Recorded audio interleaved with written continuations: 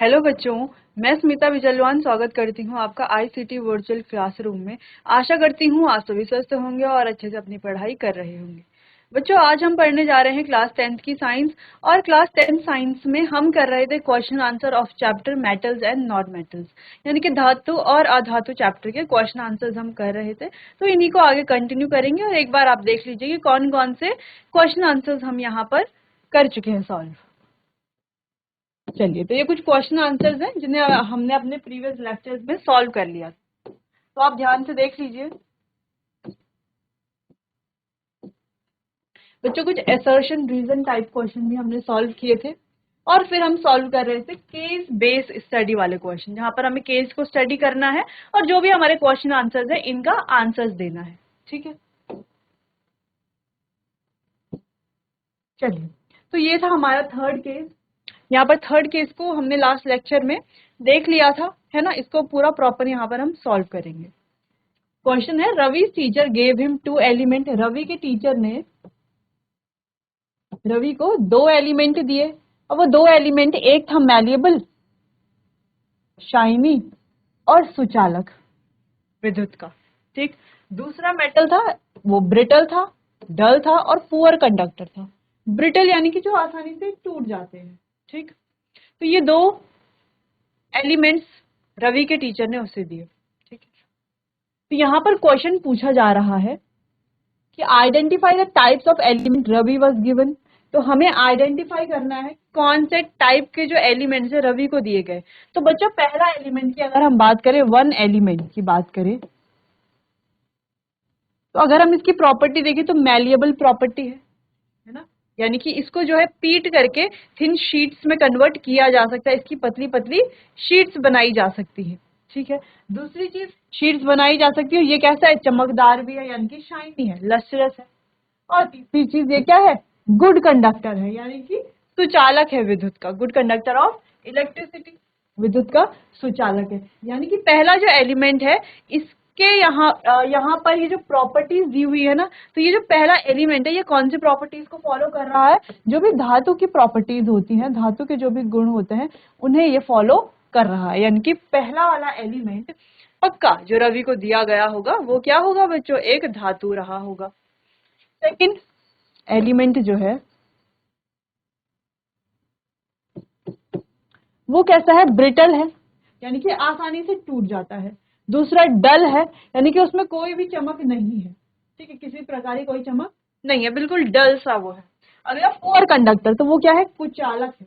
तो इस प्रकार का एलिमेंट जो है वो क्या हो सकता है, जो डल भी हो, ब्रिटल हो, कुचालक हो, वो हो सकता है बच्चों अधातु।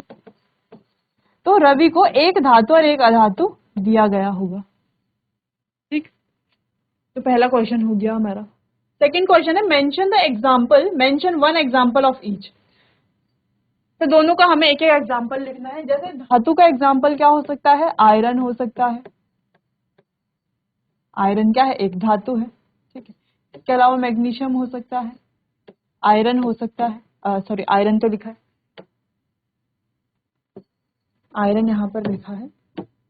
इसके अलावा जिंक हो सकता है, एल्यूमिनियम हो सकता है। तो ये सारे एग्जाम्पल यहाँ पर हो सकते हैं।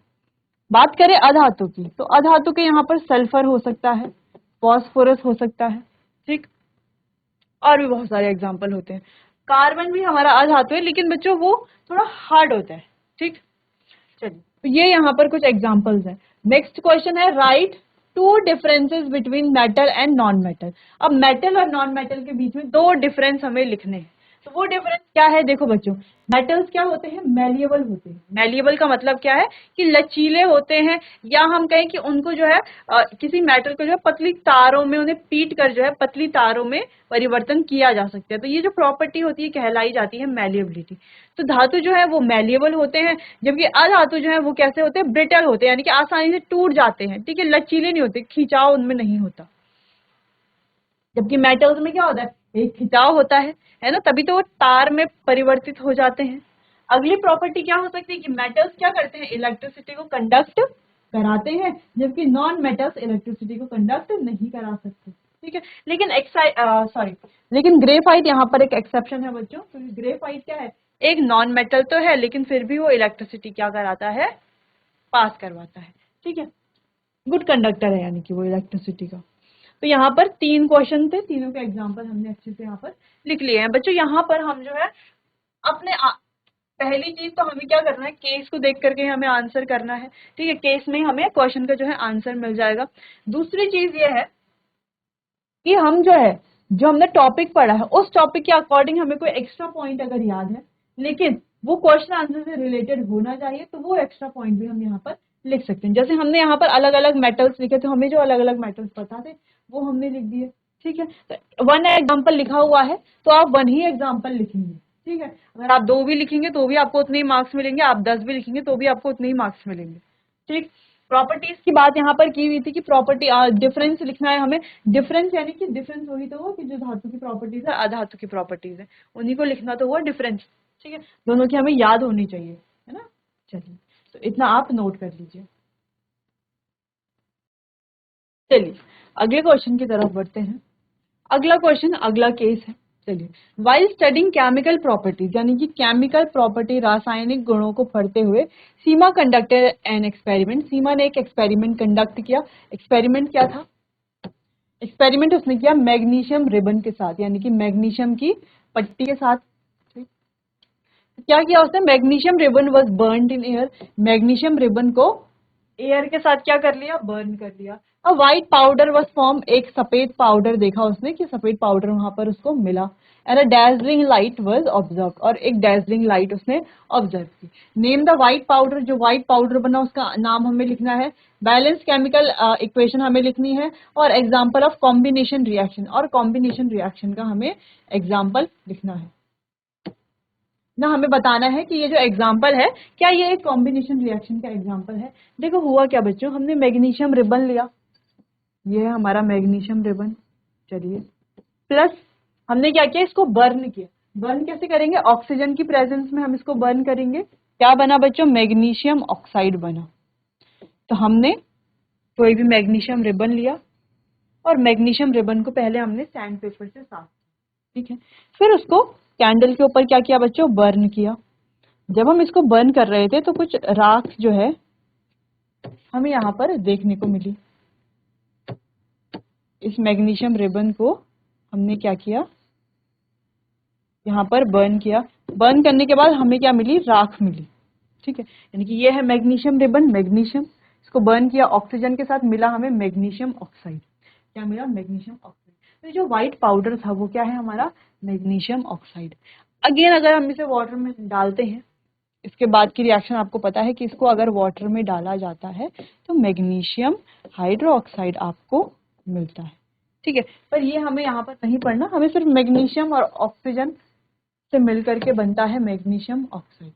रिएक्शन को बैलेंस कर लेंगे। देखो यहाँ पर 2 ऑक्सीजन है, यहाँ पर 2 लगा लेते हैं, लेकिन यहाँ पर अब 2 मैग्नीशियम हो गए, ये आ गया 2, ठीक है। तो देखो 2 मैग्नीशियम इधर, 2 मैग्नीशियम इधर, 2 ऑक्सीजन इधर, 2 ऑक्सीजन इधर, ठीक।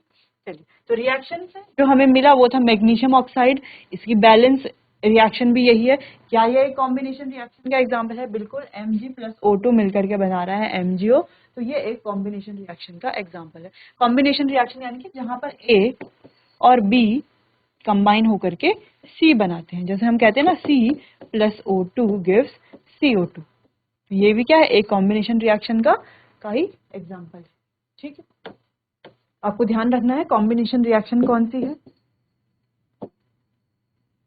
और जो डिस्प्लेसमेंट है वो कौन सी है, डबल डिस्प्लेसमेंट कौन सी। तो ये रिएक्शंस आपको पता होनी चाहिए, जो कि हमने यहाँ पर फर्स्ट चैप्टर में पढ़ी थी।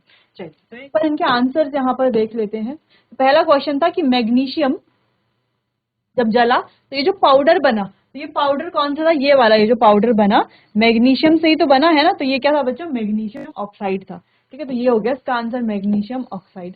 अगला क्वेश्चन था कि बैलेंस केमिकल इक्वेशन लिखनी है, तो सेम वही बैलेंस केमिकल इक्वेशन हमने यहाँ पर लिख दी है कि मैग्नीशियम को बर्न कराया, ऑक्सीजन की प्रेजेंस में मैग्नीशियम ऑक्साइड बना। अगला क्वेश्चन है कि is this an example of combination reaction? तो यस, यानी कि हाँ, ये क्या है? संयोजन अभिक्रिया का एक उदाहरण है जिसमें मैग्नीशियम ऑक्सीजन से मिलकर मैग्नीशियम ऑक्साइड बनाता है, ठीक है। जहां पर मैग्नीशियम ऑक्सीजन के साथ कंबाइन होकर के मैग्नीशियम ऑक्साइड बनाता है। सिंपल सी रिएक्शन थी, सिंपल सा क्वेश्चन था, सिंपल सा ये केस था। चलिए नोट कर लीजिए इतना। आगे बढ़ते हैं नेक्स्ट क्वेश्चन की तरफ। अगला case, Neha read that metals form basic oxide. अब नेहा ने क्या पढ़ा कि मेटल्स क्या करते हैं, बेसिक ऑक्साइड बनाते हैं, जबकि जो नॉन मेटल्स हैं वो एसिडिक ऑक्साइड बनाते हैं। चलिए बिल्कुल सही पढ़ा। She decided to test this by dissolving metal and non metal oxide in water. अब उसने सोचा कि जो मैंने ये पढ़ा है कि मेटल्स क्या करते हैं, बेसिक ऑक्साइड बनाते हैं, और नॉन मेटल्स क्या करते हैं, एसिडिक ऑक्साइड बनाते। तो उसने कहा कि इसको क्या किया जाए, टेस्ट किया जाए। कैसे टेस्ट करेंगे, डिसॉल्व करेंगे मेटल और नॉन मेटल ऑक्साइड को वाटर में, and checking this nature by litmus paper. और लिटमस पेपर की सहायता से उनके नेचर को चेक करेंगे। लिटमस पेपर क्या काम करता है ये तो हमें पता है, हमने जूनियर क्लासेस में ये पढ़ा है। चलिए तो क्वेश्चन है पहला, what colour will blue litmus paper turn in non metal oxide. तो नॉन मेटल ऑक्साइड में ब्लू लिटमस पेपर क्या रंग चेंज करेगा, क्या हो जाएगा। अब देखो बच्चों, जैसे कि हम कह रहे हैं कि जो नॉन मेटल ऑक्साइड है, ऑक्साइड सॉल्यूशन है, ठीक है, वो क्या फॉर्म करते हैं, नॉन मेटल्स क्या फॉर्म करते हैं, तो नॉन मेटल जो है वो एसिडिक ऑक्साइड बनाते हैं। तो एसिडिक ऑक्साइड बनाते हैं, तो एसिडिक में अगर हम ब्लू लिटमस डालेंगे तो उसको क्या होना चाहिए, लाल होना चाहिए। अगला है, what nature do metal oxide give. अब मेटल जो है बेसिक ऑक्साइड बनाते हैं, ठीक है, तो इसमें अगर हम लिटमस पेपर डालते हैं, कौन सा वाला, लाल वाला, तो वो कैसा होना चाहिए, नीला होना चाहिए। अगला, give one example of metal and non metal oxide. तो मेटल ऑक्साइड और नॉन मेटल ऑक्साइड का हमें एक एक एग्जांपल देना है। चलिए, उससे पहले एक चीज लिखना है कि जो लिटमस है, सबको पता है लिटमस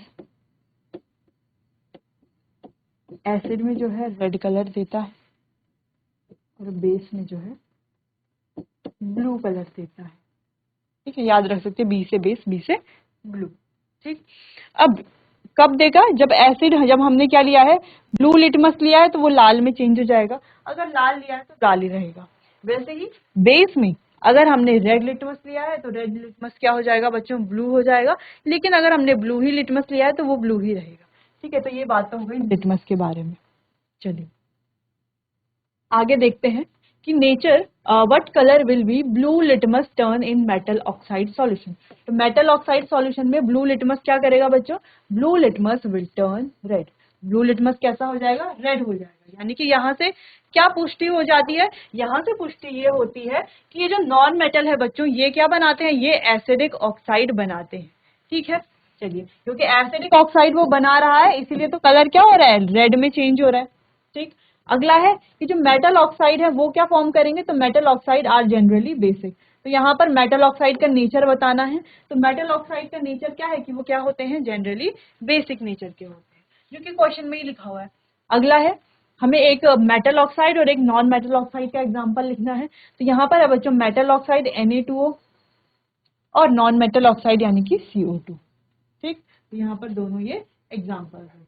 आप कुछ और एग्जाम्पल भी लिख सकते हैं जो भी आपको सुटेबल लगे। चलिए इतना नोट कर लीजिए। चलिए तो बढ़ते हैं अगले प्रश्न की तरफ। अगला क्वेश्चन है, describe the chemical reaction of metal. हमें मेटल की केमिकल रिएक्शन बतानी, किसके साथ, एसिड के साथ, वाटर के साथ और ऑक्सीजन के साथ। तो चैप्टर में हमने पढ़ा था कि जो हमारे मेटल्स हैं, जब वो वाटर के साथ रिएक्ट करते हैं, एसिड के साथ रिएक्ट करते हैं और ऑक्सीजन के साथ रिएक्ट करते हैं तो क्या फॉर्म करते हैं। ठीक है, चलिए तो एक एक करके देखेंगे और उनके लिए हमें बैलेंस इक्वेशन भी लिखनी है। पहले हम इक्वेशन लिख लें, बैलेंस तो हम कर ही लेंगे। चलिए, तो बैलेंसिंग हमने चैप्टर फर्स्ट में पढ़ी थी। चलिए, तो reaction of metal with oxygen. चलिए, तो मेटल की ऑक्सीजन के साथ रिएक्शन करेंगे, क्या बनेगा, Fe2O3। मेटल लिया है हमने आयरन, ठीक है, Fe लिया है, तो क्या बनता है, मेटल, कोई भी मेटल की ऑक्सीजन के साथ रिएक्ट करेंगे तो मेटल ऑक्साइड बनता है। ठीक है, हम ये लिख सकते हैं, metal plus oxygen gives metal oxide. ठीक है, तो ये आपको ध्यान रखना है, किसी भी मेटल की रिएक्शन कराएंगे तो क्या बनेगा, मेटल ऑक्साइड यानी कि धातु ऑक्साइड बनता है। अगला है रिएक्शन विद वाटर। जैसे Na की रिएक्शन कराई हमने वाटर के साथ, क्या बना, base NaOH plus H2 gas यहाँ से रिलीज हुई। चलिए अगला क्वेश्चन है, अच्छा धातु जो है बच्चों, सक्रिय धातु ठंडे जल से प्रतिक्रिया करता है। अगर धातु सिर्फ भाप से प्रतिक्रिया करता है, कम सक्रिय धातु होता है। ठीक है, जैसे ये Fe है, ये H2O के साथ रिएक्ट करी, क्या बना रहा है, FeO और H2 गैस यहाँ से रिलीज हो रही है। वैसे ही जो एसिड के साथ भी मेटल रिएक्ट करते हैं, जैसे यहाँ पर Zn रिएक्ट कर रहा है, क्या बना रहा है, ZnCl2 प्लस H2 गैस। ठीक है, वैसे Mg की भी हम लिख सकते हैं H2SO4, यानी कि एसिड के साथ रिएक्ट कर रहा है। ये हमारा सल्फ्यूरिक एसिड है, ये हाइड्रोक्लोरिक एसिड है बच्चों। तो MgSO4 प्लस H2 क्या बनाता है धातु, सॉल्ट और हाइड्रोजन गैस यहाँ पर इवॉल्व होती है। दो चीजें हमें मिलती है, एक मिलता है सॉल्ट और एक मिलती है हाइड्रोजन गैस। नेक्स्ट क्वेश्चन की तरफ बढ़ते हैं। अगला क्वेश्चन बहुत ही इजी क्वेश्चन और बहुत ज्यादा पूछे जाने वाला क्वेश्चन। ठीक है, चलिए कि कोरोजन क्या है, कोरोजन के बारे में हमें बताना है, संक्षारण क्या है। Rust from an iron, rust form on iron, कैसे जो है लोहे पर जंग लगता है। अगला describe measure to prevent rusting, और इस रस्टिंग की प्रोसेस को कैसे हम रोक सकते हैं। ठीक है, तो कोरोजन प्रोसेस है क्या बच्चों, कि जब कोई भी धातु ऑक्सीजन के साथ या वाटर के साथ या किसी भी गैस के साथ रिएक्ट करके क्या करता है, रस्ट फॉर्म करता है, तो उस प्रोसेस को ही हम कोरोजन कहते हैं, यानी कि मेटल जो है वो खराब होने लगता है। ठीक, अब रस्ट कैसे बनता है, और आयरन पर, जब आयरन जो है वाटर और एयर या हम कहें मॉइस्ट एयर के साथ रिएक्ट करती है तो रस्टिंग की प्रोसेस होती है। वहीं तीसरा क्वेश्चन, इस क्वेश्चन में तीसरा क्वेश्चन पूछा गया है कि describe measure to prevent rusting, rusting को कैसे बचाया जा सकता है बच्चों, हम अपने धातु को कैसे बचाएंगे रस्टिंग के प्रोसेस से।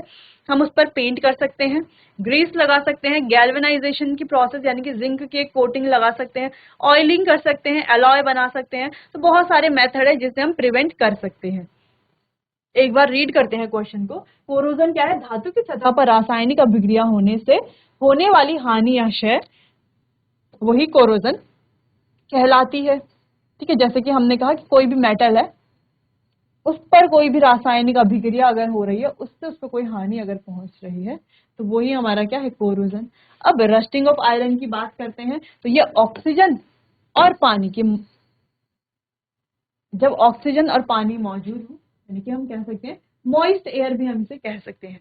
तो मॉइस्ट एयर जब मौजूद हो तो ये क्या करता है बच्चों, आयरन जो है, आयरन के ऊपर जो है ब्राउन कलर की लेयर फॉर्म कर देता है, जिसे हम क्या कहते हैं, रस्टिंग कहते हैं। चलिए, पहले Fe2+ बनता है, फिर ऑक्सीजन और पानी मिलकर Fe2O3NH2O बनाते हैं, जिसको हम हाइड्रेटेड आयरन थर्ड ऑक्साइड भी कहते हैं, जिसको हम जंग कहते हैं। देखो, तो Fe के साथ O2 और H2O मिलकर के Fe2O3H2O यहाँ पर फॉर्मेशन हो रहा है, इसी को क्या कहेंगे बच्चों, रस्ट कहते हैं। अब इसको रोकने के उपाय है, पेंट की कोटिंग, पेंटिंग कर दी जाए या कोटिंग कर दी जाए, गैल्वेनाइजेशन यानी कि जिंक की कोटिंग कर दी जाए, या ऑयलिंग या ग्रीसिंग कर सकते हैं, स्टेनलेस स्टील एलॉय बना सकते हैं, और सेक्रीफिशियल प्रोटेक्शन कर सकते हैं। सेक्रीफिशियल प्रोटेक्शन यानी कि धातु, जैसे जिंक की लेयर लगा ले, तो जिंक क्या काम करता है, एक सेक्रीफिशियल मेटल की तरह काम करता है, यहाँ पर सेक्रीफिशियल प्रोटेक्शन की तरह काम करता है, अगर हम आयरन के ऊपर भी लगा लेते हैं तो। ठीक है, चलिए, यानी कि पहले क्या होगा, इस पर ऑक्सीडेशन होगा, आयरन तक नहीं पहुंचेगा और ये आयरन को सेव करके रखेगा, जैसे कि चैप्टर में हमने बहुत डीपली इसको डिस्कस किया था। चलिए, तो इतना नोट कर लीजिए। नेक्स्ट क्वेश्चन है, next question, reactivity series of metal को हमें एक्सप्लेन करना है। रिएक्टिविटी सीरीज में हमको पता है सबसे ऊपर होता है हमारा पोटेशियम, फिर सोडियम, फिर कैल्शियम, फिर मैग्नीशियम, फिर एल्यूमिनियम, फिर जिंक, फिर आयरन, फिर लेड, फिर आ जाता है हमारा हाइड्रोजन। तो ये हाइड्रोजन से ऊपर वाले जितने भी मेटल ये हाईली रिएक्टिव, फिर हाइड्रोजन के बाद हमारा कॉपर, मर्क्यूरी, सिल्वर, गोल्ड, ये सारे आ जाते हैं। ठीक है, और यहाँ पर दो इंपॉर्टेंट पॉइंट है बच्चों, हाइड्रोजन से ऊपर जो मेटल्स हैं वो हाइड्रोजन को एसिड से क्या कर सकते हैं, डिस्प्लेस कर सकते हैं। कौन, जो हाइड्रोजन से ऊपर वाले मेटल हैं वो हाइड्रोजन को डिस्प्लेस कर सकते हैं एसिड से। ठीक है, किसी भी एसिड से। अगला, मोर रिएक्टिव मेटल डिस्प्लेस, जो ज्यादा रिएक्टिव मेटल है, जैसे हम बात करें जिंक ज्यादा रिएक्टिव मेटल है, वो उससे कम रिएक्टिव वाला मेटल को क्या कर सकता है, डिस्प्लेस कर सकता है। ठीक है, उनके कंपाउंड से। ठीक, तो ये बहुत ही इंपॉर्टेंट बात है, रिएक्टिविटी सीरीज आपको पूरी याद होनी चाहिए बच्चों। चलिए, तो नोट कर लीजिए इस क्वेश्चन को। चलिए बच्चों, तो आज के लिए बस इतना ही, बाकी चैप्टर को कंटिन्यू करते हैं अपने आने वाले अगले सेशन में। तब तक के लिए आपको बहुत बहुत धन्यवाद।